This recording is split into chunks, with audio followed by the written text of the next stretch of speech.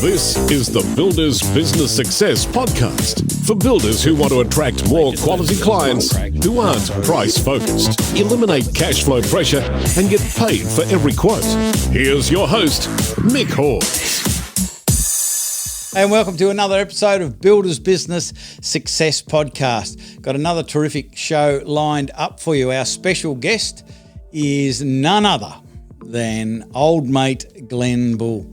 Have had quite a few conversations with Glenn. He's a really good mate of mine, known him for a long, long time. He's a very, very successful property developer builder. It's one of those rare builders that makes a good business doing that sort of thing, and it's not as easy as you think. And a big chunk of it is to do with your philosophy and what you put into your mind, and that's what I'm going to talk to him about, because he does an absolute exceptional job of standing guard at the entrance of his mind, and it's had a profound effect on his business. So we're going to get his ideas and opinions on that. We've also got the standard stuff. We've got the what did I say? Had the cameras rolling just in case I said something useful. We've got a really kick-ass tech review. You've got to hang around for the tech review. I hope you're going to be watching this version, because it's going to be a bit of a visual tech review, but I'll do my very best to explain it so it makes sense for those listening just on the audio only. And of course, we're doing our Q&A, so I'm going to be covering a very, very common question that the answer will make a big difference to any building business. Okay, let's listen in on my conversation with Mr. Glenn Bull. As I said, he talks a lot about philosophy, and one of the things I've learnt along the way, and it's a really interesting thing to think about, is that we think every day we're going along and we're making these decisions, like these problems come our way and we make decisions and we solve them and all of that sort of stuff. The reality of the situation is around 95% of the decisions that we make each day are preordained. They're programmed into us by what we've been putting into our mind over the days, weeks, years, and decades.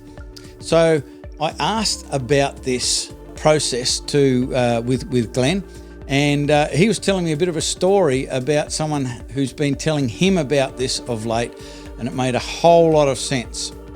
Well, there's one guy in particular, Dr. Joe Dispenza, and he is quite a unique human being. And I've listened to this one, I reckon, 20, 25 times in the last 3 weeks. And what he talks about is how we are, and he talks about habits. And this chap was saying that about 95% of us is made up in the first 35 years of our life. And he also says that we have about 60 to 70,000 thoughts every day. And a lot of those are repetitive. So we can end up with all those structures in place, going on in life, living with our body in control. And he calls our body our unconscious mind. So you've got your conscious mind where you actually stop and actually take control, or you just go along with the flow. And then he talks about the mood, which was quite interesting. Now he said the mood is an emotion. When you have such a high emotion, your mind takes an actual snapshot of it. And that emotion then sticks. And you keep living over and over and over with that same thought process, with that same picture. And that will create the mood. Now your body will actually doesn't know if it's living in the past or in the future, if it keeps living on that constant memory that's flashing along on your head. So on a building side, I guess, we've got to always be thinking into the future, not always walking around thinking about a builder or a carpenter or a plasterer or an electrician or a plumber that's behaving the same way. We've got to change all those thought processes now by being consciously alert about it. And I guess that comes into when we have people on a site and we keep being critical about someone saying, oh, every day he does this or every day he does that. Be aware of it and take control of it.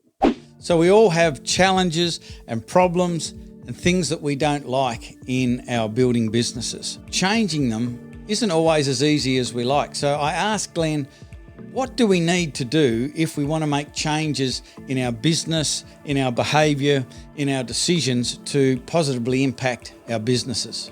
If we read enough of these books and listen to enough of these great speakers and keep doing the studies, it'll all come down to virtually the same thing. And I think Jim Rohn put it the best, Mick, and that was on his thought process of what is philosophy. Do you remember that? Philosophy. What is philosophy? And he said philosophy is what you know, and what you decide from what you know is valuable. And that comes from all walks of life. It can come from your parents, the radio, all media, news, people on the site and all the rest. And once you take all this in, that creates your own thought process of what is valuable to you. And then he said the other way is how we work and where we end up in different situations. He said we all have circumstances, and they're all virtually the same circumstances. We all have daytime, we all have nighttime, we all have winter, we all have summer. He said, but your philosophy is the set of the sail. And all the circumstances are like the winds. The old sailing analogy. Yeah. So it's how you think is how you get a different result. So if you continue on the same way, there's an opportunity that the next day is going to be similar and the next day is going to be similar. So you've got to start changing your thought processes. You've got to get some valuable information. So when the circumstances hits us, again, the winds hits us, we can end up in a different place. It's no good just continuing on the same old veins and blaming the outside influences. We all have the circumstances, but we've all got to start changing the way we think.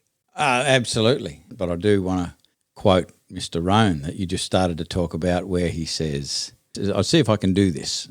Well, I nearly be able to. I've listened to it for around 20 years. The winds of circumstance blows on us all. That's it. And then he said, so why does someone end up over here and someone end up over here? Well, it's the way you think. It's the set of the sail. Yeah. So your philosophy is the set of the sail. The circumstances blows on us all, but it's how you think. That's why in crisis, some people take advantage of it. Other people lay in the gutter and, cry. It's the same as that other saying. In the wintertime, some people freeze to death, others go skiing. There's always an opportunity when things are a bit hard. Yeah. So even with this latest entity we've had, which is the COVID virus, most people are going to be freaked out, be concerned, hold back, not be as creative as what they possibly could do. There's a 5 or 10% of people, and I just made that number up, by the way, it could be more, could be slightly less, but I would suggest that only 5 to 10% of people would take advantage of this opportunity. Yeah, I'd say less. You'd say less. Yeah, well, you're probably right.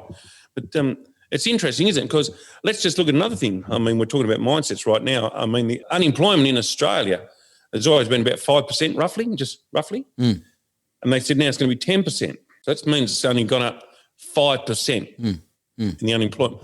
That means the other 90% is still employed. Yeah.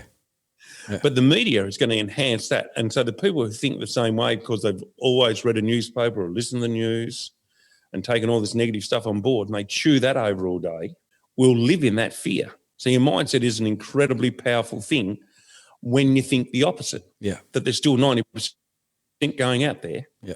And probably 80% of the people who are going to have a crack at the title because of all this bad news have now slowed right down. Yeah. So I'm sure you've heard that old chestnut that doing the same thing day after day and expecting things to be different is the definition of insanity. So I asked Glenn, how important is it to grow and change and put different things in your mind? Because it is a real challenge and it can be really, really frustrating if we want things to change, but they're not changing. And it basically comes down to us. So here's what Glenn said. I finished school, grade 10. I wasn't the smartest kid on the block, but always had a little bit of enthusiasm. Yeah. Once I finished school, I thought, well, that's it, done. My learnings are done. Don't need to do any more learning here. Okay. I'll do some training. I'll play indoor cricket and do some running and do swimming and everything for the rest of the body, but I don't need any more here. And I was one of those guys that sat around the fire pot and if someone said something critical, I'd jump in like you wouldn't believe. So for the first 10 or 12 years of my working life, I worked in an environment where I didn't alter, change, grow in any way, shape or form. I might have had some skills, but I didn't alter or change. Now, what it comes down to is when you actually want to grow. Now, this is about you, Mick. You set up that positive change cinema, and my thoughts were when I was approaching that was positive change cinema. All right, Dean, I'll go. That sounds really keen, doesn't it? That was what I was thinking. Oh, all right, well, we'll go and have a look at it. When I walked out of there, the information you've given me about absolute taking pure responsibility for your actions, like there's no other person out there. And one of your key things was your mind is like a parachute. Only it works when it opens. And I had that written down on a piece of paper when I walked out of there. And then we did that again and again. I think I went to 5 of your same. It was the same thing, positive change. And I did it 5 times. And then you did a time management course, and all of a sudden I could control and manage my days better, where every day at the end of the day, I'd achieved my goals. I was saying this to my partner tonight, Vanessa. She was getting confused with a few bits and pieces. She's brilliant at what she does. And we gave her a list of stuff to do. And at the end of the day, she'd done it and she felt very, very pumped about it, like she'd achieved. Because as you said back in that time management course, we can get more money, but we can't get more time. So that was another thing. And then you lent me those Jim Rohn tapes. So what it comes down to, did you ever give where them back? I changed and all the rest of it Have was you still got them? Did you ever give them back? I did. And I very naughtily put them onto CDs for you. Went to a shop in Launceston and put them all onto CDs, and then I forwarded them on to you. So, yes, I did. And I burnt another set the other day for my own car because I was getting a bit mucky. And that's 20-something years ago. Yeah. So please understand when we talk about, giving heaps of praise, you're the guy. Up until that day, I was still doing the same old. After listening to what you gave me and then put it all into place, and if I went downstairs and showed you all the books I've got down there, it's all about self-improvement. And I still do it every single day. I read little bits more and I go to my building sites, and yes, it has absolutely enhanced my business to the max. It's enhanced my relationships. It's enhanced my relationships, not just my partner, but my children and all the people around me. I've got a good communication with all my people on the site. I've learned a lot more in communication with the selling. It grows everywhere. It's not just about being successful on the building side. It's about being successful in your life. So there are good times in the building industry and there are bad times in the building industry. And in most industries like real estate, investing, building, whatever it is, there always seem to be some people who still do very well and in fact do better in the down times than what most people do in the up times. So I asked Glenn what were his thoughts about this and how important is it to have the right mindset to be able to move forward in the down times. It's quite interesting though. It is all about mindsets, and I might be slightly off subject here, but it goes back to a long time ago in Launceston when there was a big building downturn, okay? Big building downturn. I guess due to that, 80 to 90% of the specs builders decided not to go ahead. Because they'd read so much negativity, so they didn't create any new developments. I went and built 4 units, and we sold those 4 units in one day with up to 100 and something people come. It was the biggest downturn ever in the Launceston market. And on the same night, it was a Friday night about 5:30, and the Examiner rang me, the local newspaper, saying, "Hey, can we come and have an interview of you about how terrible the downturn is in the business of building business in Tasmania?" I said, "Yeah, sure." "What time?" And she said, "I know it's late and it's a Friday night." I said, "That's okay. I'm here. I can still be at the development." She said, "Okay, I'm on my..." Just before I get there, she said, "How have you found it?" I said, "Absolutely sensational." So we just built these 4 units and we sold them in a day. And she said, well, I won't be able to do that interview, Glenn, because I want to do an interview about how bad things are. So she found an old chap out the back in May with an old Holden 1-tonner with 3 mag wheels and one normal wheel with a green one. And that photo got put on the page 2 of the Examiner. Yeah. This bloke leaning up against it saying how bad things were. So that there represents an opportunity of what everyone else could read in the paper the next day and give them that mindset. Isn't that an amazing thing? So it's kind of natural when things go wrong, we tend to look around and figure out who or what we can blame. Very rarely do we point the fingers at ourselves, but it is so important that we start to learn to do that. So I asked Glenn, how important is this and how do we do it? It is quite unique out there. It is quite unique. And as you said a long, long time ago, don't read the news, but just stop it. Just stop it. I think we might have said a while ago on one of these podcasts that we don't need everyone's opinion telling us what to do. I know right here, right now, that If we go to a supermarket or Bunnings, there's all these little X's on the ground, and perhaps I'll just stand in those spots, even though there's no corona in Tasmania. But I don't need to be told that on a news bulletin every 3 seconds. But we don't need it flogged in our brains constantly. We're better off getting the better information. Yeah. Listening to some other stuff. Yeah. And then with your own mind, think, what's one good thing I can do on this building site today? What's one good thing I could say to this plasterer to get a better result? How can I communicate with the electrician to make sure he does turn up tomorrow? Use that emphasis, all that sort of emphasis on your business. Yeah. Not the rest of it. Yeah. It's irrelevant.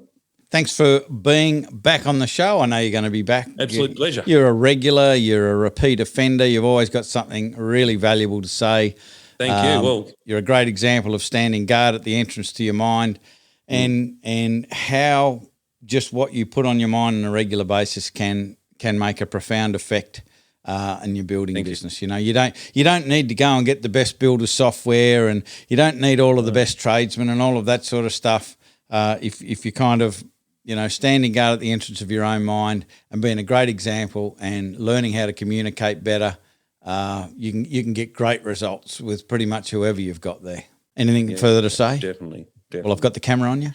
Thank you very much, and thank you, Mick, because you're one of the. Like I said, you're the leader. You're the one that did put me on this track, and thank you once again. I know I thank you a lot, but thank you once again. That's all right. Just before we go, are those fish they very expensive to keep behind you? Do they eat a lot? Do they die very often? Well, it's an interesting question. I mean, obviously, it's a YouTube video. I can't afford the fish. We've had the cameras rolling just in case Mick said something worthwhile. Great news. It happened this week. So let's check out this week's What'd I Say? One of the conversations that we had in the Blueprint session this morning was also talking about variations and the process for variations. If you can build this into your process, so we're now sort of into that pricing space and throwing ideas around, but if you can have them understand, like, we really need to do our very best at this point, make decisions, have a cut-off about, what we want and what we can't afford and all of that sort of stuff, because we need to get to this point where after we've made all of these changes, any future changes has to go through this process. And as I explained to the guys this morning, that process really needs to be one which they understand there is a fee to consider a variation, not to do the variation. So it's like a new mini project where you go, okay, well, we need that there's a proposal fee for that variation. So they pay X amount of hundreds of dollars, whatever it might be, for the builder to stop building, go and have a look at this change, estimate the cost of the change, how it will impact the overall budget, go back to the customer and say, that's going to add another $17,000 to the project. Do you want to go ahead with it? And that's going to save everybody down the track, because it's those variations that give him all of these nasty surprises at the end because they've forgotten about it. Those 3 or 4 variations, and it's added up to another bloody 60 grand. And they go, well, what's that for? And you go, well, and there's no point doing this afterwards. Well, you signed the variation. Oh, but I didn't know it was going to go, and all of that. It just turns to custard. Whereas I think the preventative approach is, sure, we are open to make changes, but be aware after this point, there is a fee just to consider changes. Now, other builders will just do the change for you and bill you for it at the end, but that's the whole thing that takes the icing off the cake. Like, it licks all of the bloody toffee off the toppy apple. It destroys the experience of the project, and we don't want that to happen. We certainly want you to have what you want, but you need to know that it needs to contribute to the quality of your experience as well. It's tech time. So let's check out some technology to make your business life easier. Okay, so it's time for the tech review. I promised you this is going to be a kick-ass tech review. It's going to be something that can make a profound difference. So just give me 1 second. I'm going to show you what it is. It's a very heavy whiteboard, and it's a whiteboard that's basically got 4 columns on it. It's got the hopper, to do next week, doing now, and done. And it's really heavy, so I'm going to put it down and explain what they're all for. So here's the thing, you don't even need a whiteboard. You could use a window or a wall or a piece of MDF or anything like that. You just need the 4 columns. And yeah, you can do this in software, and I'm the gadget man. Like, I love gadgets and all that sort of stuff, but I haven't found anything better than this to get shit done. The reason that it's really cool is that it is physical, and it's in your face, and it gives you both an idea of how much there is to be done, but also how much you have done. And most other tools, if you like, to manage projects don't do that. So when you're managing a project, all you simply do, and I used to hate these things, I thought Post-it notes were the enemy, but grab the Post-it notes and just write down all of the actions for a particular project. You might have multiple projects, so you could use different colors. And you put those actions in that first left-hand column. This thing, by the way, is called a scrum board, so you can look it up on the interwebs. It's pictures of scrum boards everywhere, but it's just basically 4 columns and you put Post-it notes on it. Very simple. And so all of the things to do for a project end up in that left-hand column, and it's called the hopper. That's where everything lives. At the beginning of the week, without going stupid, you decide what are the things that we want to get done this week, and you look down in your hopper and you literally transfer the Post-it note over to the next column, which is to do this week. Don't set it up so you get overwhelmed and put too much in there so you feel like a loser at the end of each day. Make sure that you really feel that you can get this done, and that goes into the this week or doing this week column. The next column over is the doing column. On a daily basis, you'll move the things you're going to do each day across into the doing column.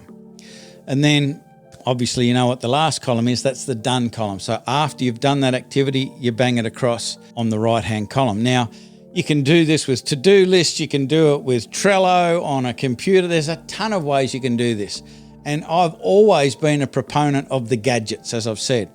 But I can't tell you the value in having something in front of you so you can see exactly what needs to be done, and having this physical action of moving things and seeing the actions progress along to the right-hand side. But here's the best bit about it, is on the right-hand column, the done column, you get a real sense of accomplishment as you start to see that done column being filled up. The problem with everything else, the other systems that you use, if you've got a to-do list and what have you, you tick it off, and then that to-do list's gone, so you are presented with another to-do list the next day, and it's like, God again. Whereas if you've got your scrum board for the projects, you can see that you're making progress.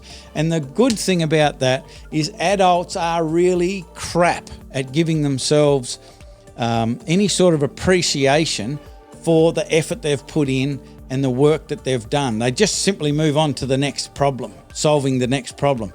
The scrum board gives you a sense that you are moving forward. Now, I don't know who it was that says, if you want to be successful, just keep looking forward, just keep moving forward, don't ever look back. Well, I think that's bullshit, because if you look forward and look forward only, all you can see is how far you've got to go. And if it's a long way, it can do your head in. And you never ever get any sort of appreciation for how far you've come and what sort of effort you put in. So the scrum board gives you an opportunity to look back. By that right-hand column, it can see how much you've done, or in other words, how far you've come. And that gives you the juice, the energy, the motivation, the inspiration to keep going and complete your project. So that's it. That's the tech review. It's a whiteboard, it's a window, it's a wall, it's a piece of MDF. It's whatever you want to use. 4 columns. It's your scrum board. I'd love you to use it. I'd love you to give me some feedback and tell me how it works for you. Okay, Q&A time. A question I get asked all of the time is, what's the best platform to put ads on? Like, which works the best? And it's such a broad answer, or a broad question. And the answer to it really is, it depends on the prospects that you're trying to attract. So one of the most important things you've got to do, if you want to make your content, your advertising more valuable and get more traction is you've got to find out as much detail about your what we call avatar, and that is the ideal client for your business. And whenever I ask builders, what's the ideal client for your business? They'll say someone who's got money and someone who knows what they want and all of these sorts of things. Yeah, I get that. Of course, that's the ideal client for your business. But imagine an ad that you'd put together if that's what your idea of an avatar is. If you're someone who's got money and you're someone who knows what you want, call me, I'll build your house. I don't know that that's going to be all that successful. The key to it is getting super, super specific with the ideal client that you want in your business, even down to the age and even the gender. Because if you're going to be posting, your posts need to resonate with the ideal client that you're trying to attract. And understand that if you're trying to attract let's say, a 40-year-old female, and I say that because if you're using social media to attract leads into your business, and mostly you're working with couples, your ideal prospect, your ideal client might be a couple, and let's say they're nearing retirement or something like that. But your ideal prospect won't be a couple because that is two people. The secret to this is figuring out who the one person is, who is that one particular person. And so have a figure out about who out of the couple is more likely to take the first action, make the first move, reach out to you, because that's who your content needs to resonate with. So you need to figure out who that one person is, what their age is, and understand that a 35-year-old female has very, very different priorities and problems and concerns than even a 40. Like the 5-year difference is massive. But then when you start to get to 10 years or 20 years, it's night and day. So you've got to get very, very specific with who you are putting your messages out to.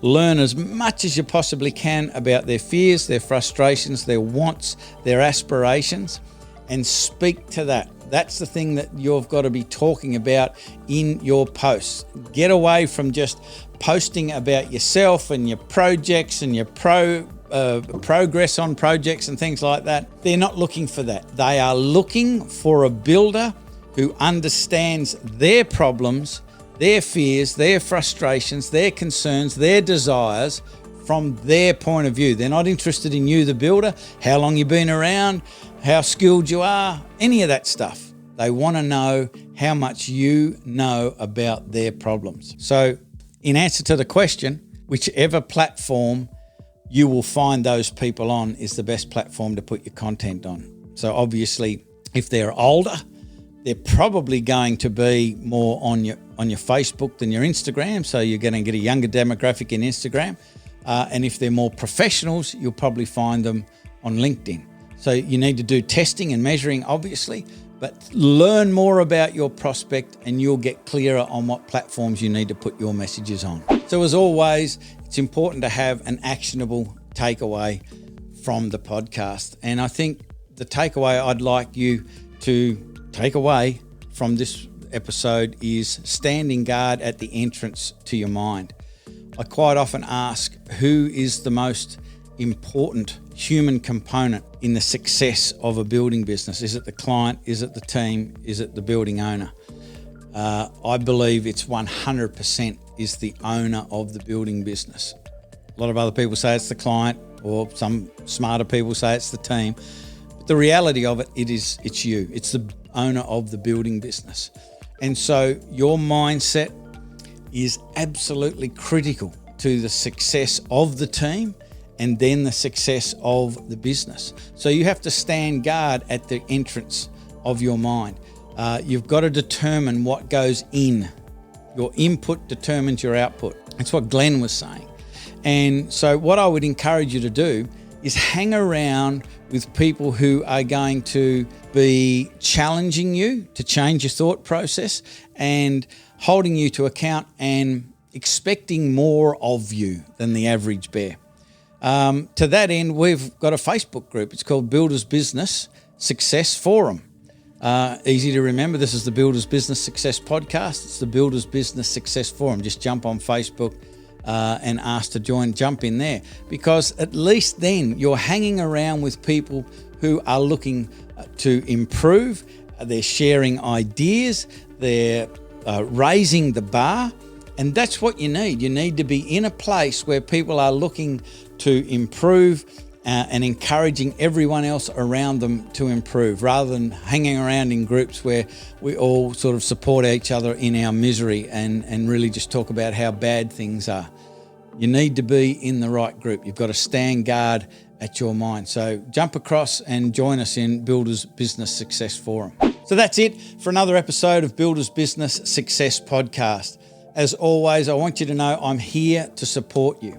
If you own a building business, if you're an experienced builder, if you've got a small team, if you're doing too many quotes, if you're not getting enough quotes accepted, if you're still doing quotes for free, I want to help you. There is a process that I can show you that can change all of those things. Get paid for all of your quotes. Get rid of all of the tire kickers and the time wasters. So if you're overwhelmed with doing quotes for projects, you're not happy with the amount of projects that you end up getting accepted after doing the quote, if you've got challenges with your team, if you've got challenges with the financial measurement and management of your business, I'm more than happy to help. So all you need to do is jump on a call. That's it. We just have a chat and find out what is the best direction for you. There's a ton of resources we can point you at. We just need to have that conversation to find out where to point you first. So all you need to do is hit the button underneath this video, fill out a form, goes to the calendar, and you'll get on a call. If you're just listening to the audio only, all you need to do is navigate to buildersbusinessblackbelt.com.au and you'll find buttons all over the page there to jump on a call with us. So I really look forward to hearing from you. Stick around. In the next week, you'll get another episode of the Builders Business Success Podcast. And I hope you really enjoyed this episode. I'm Mick Hawes, Builders Business Black Belt. That is it. Bye for now. Okay, that's the podcast. If you have a question or want to know how Mick can help with your building business, email your request to mick@buildersbusinessblackbelt.com.au. Do it. Do it now.